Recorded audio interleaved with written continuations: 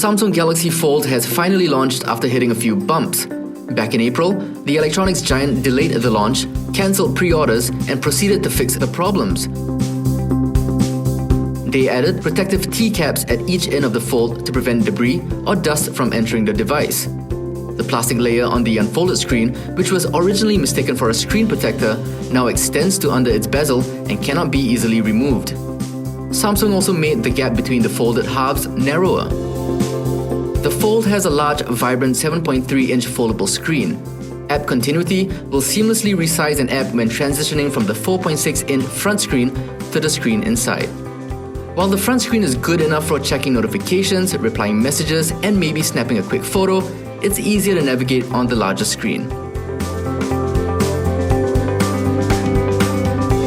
The multi-active window feature takes advantage of the large screen, allowing users to run up to 3 apps at the same time, 1 larger primary app and 2 smaller ones.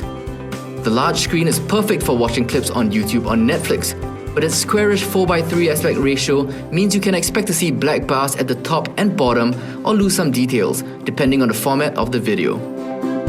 When in full screen, some apps or videos may be blocked slightly by the dual camera notch at the top right corner of the screen.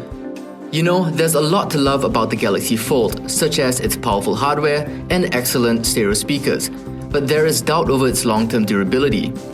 There is a limit to how well the Fold can, actually fold. Samsung says the folding mechanism is good for around 200,000 folds and unfolds, or 5 years if done 100 times a day. During our review window, our screen did see a little dent from a couple days of normal use. But if that doesn't deter you, then maybe the $3,088 price tag might. Either way, the foldable phone era has truly begun. The question is, are you ready for it?